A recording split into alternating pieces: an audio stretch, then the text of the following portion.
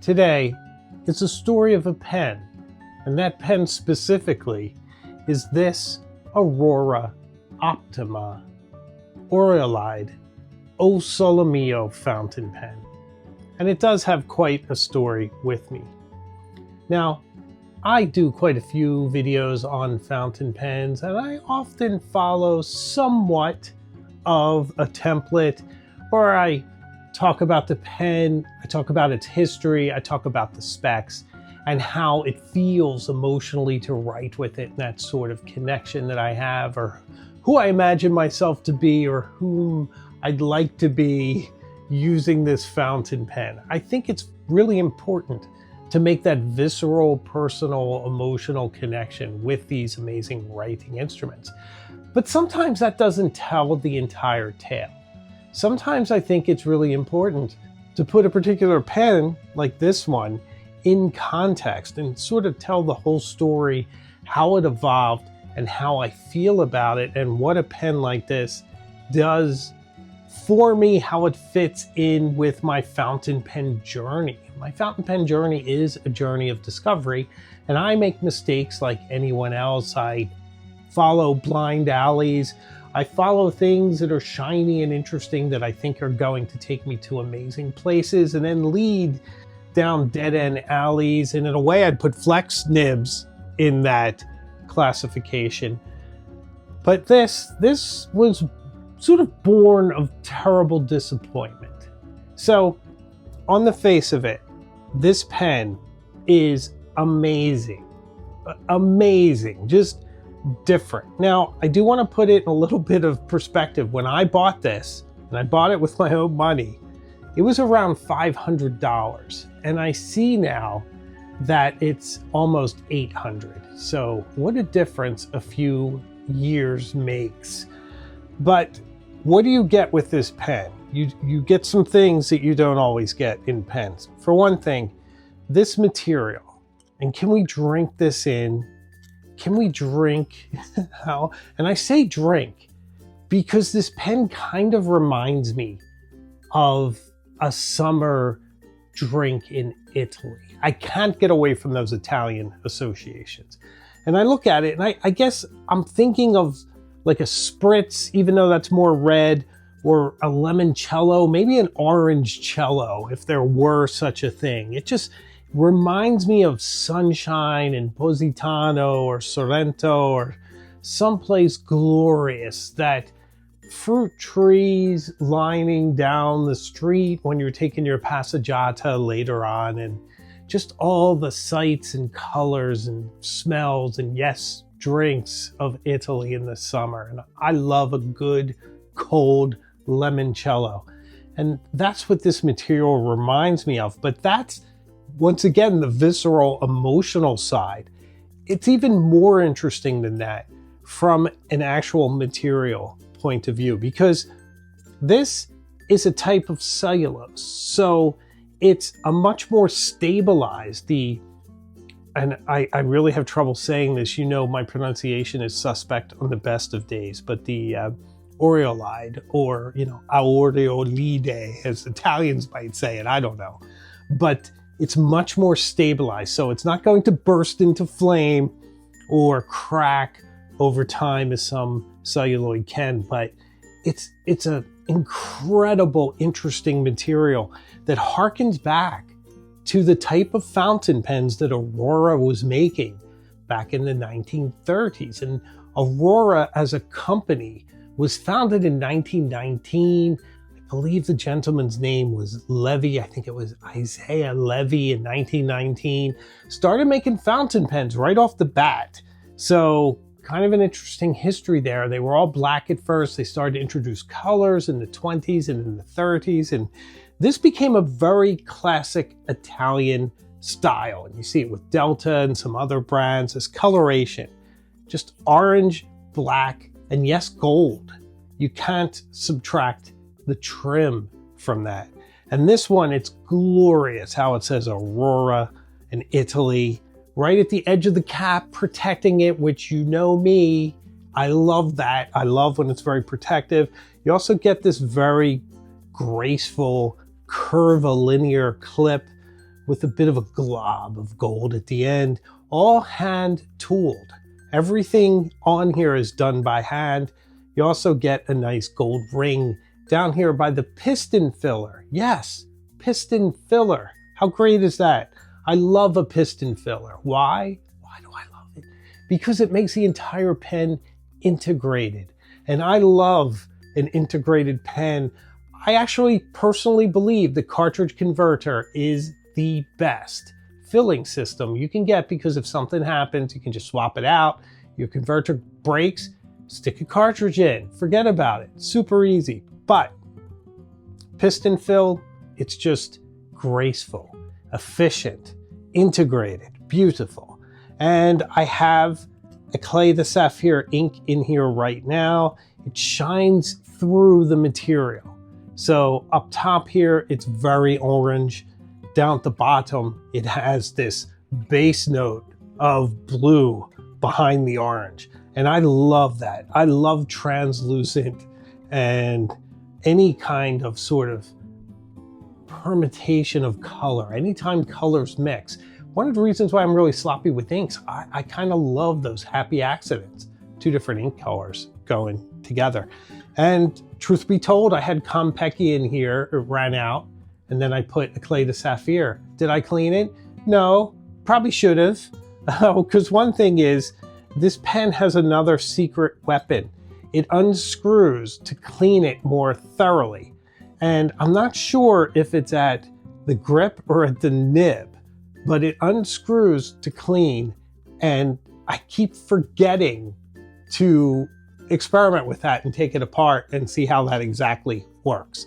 And it's on my list, but I haven't done it. And now another nod to vintage pens, and something you're starting to see quite a bit again, is this gorgeous transparent ink level window with that sapphire just glowing through there. So you get quite a bit of rings of gold by here, beautiful black grip, nice feel. I believe the grip is resin, the barrel and the cap, at least the barrel is certainly that celluloid. And it's engraved, though subtly, with Aurora on it. Just very vintage in its feel, certainly vintage in its dimensions. It's a little thicker than a pen this size, which I also like. It gives it a nice presence. I do post this one. I know I'm a reformed poster, but I feel like it has a much more graceful feel when you post it. Very nice balance, very beautiful. So I bought this, I think around 2 years ago, and it was to make a video about Italy in the summertime, which I'm still not making. I should probably work it in here. But anyway, I wanted to do that, and I just bought it and I wrote with it, and I was not impressed with the Aurora nib on here. Now, it's beautiful aesthetically, and it's a 14 karat gold nib. It's sort of, I wouldn't quite call it rose gold, but it's almost like an orange gold. It's got a different sort of tint to it. So aesthetically, in the way it's decorated, it's an absolutely gorgeous nib. But when it doesn't write well, you hardly feel motivated or inspired to write with it. So what did I do? I put it aside for a very long time. I tried to fix it myself. I'm not good with nibs. I don't have the best eyesight. I'm not going to sit there and get the tipping just right. I won't be able to see the fine gradations that you need to see to get there. I just wouldn't do it right. So probably sensibly, I set it aside in my Girologio pen case, forgot about it. Saw it in there when I go through my collection. I think, wow, that's a beautiful pen. It's a shame it didn't work out, because I just have so many happy associations with this. See, Aurora's interesting as a brand to me because it's one of the first Italian fountain pen brands I had ever encountered. And I always encountered it in Italy, and quite often in Venice. And over there used to be these little sort of tabaccerias, and they sold different things. They, brushes and safety razors and brushes for shaving, and then different Vespa accessories, keychains, things like that. And they always had some fountain pens, and I would stop and I would look. And often as a traveler in those days, I was squeezing every dollar. I wasn't going to make an expensive pen purchase on those trips. I was trying to stay in Italy as long as I could. But I remember distinctly that interesting, beautiful Aurora symbol with the stylized letters. And I was like, wow, that is an interesting pen. And that association with Venice and with the other cities of Italy where I would see it. And it just really strongly identified this pen with Italy, and especially in nicer weather. Although I often went in the cold too. Love going to Italy off season. But see, that's another important part of the association for me. To me, this is an Italy that's almost lost now. I went to the Amalfi Coast when you could enjoy it, when it wasn't competitive to find a room, where you didn't have to plan years in advance. You could just go, you were likely to find something, you definitely could find a bit of sand and enjoy your time there.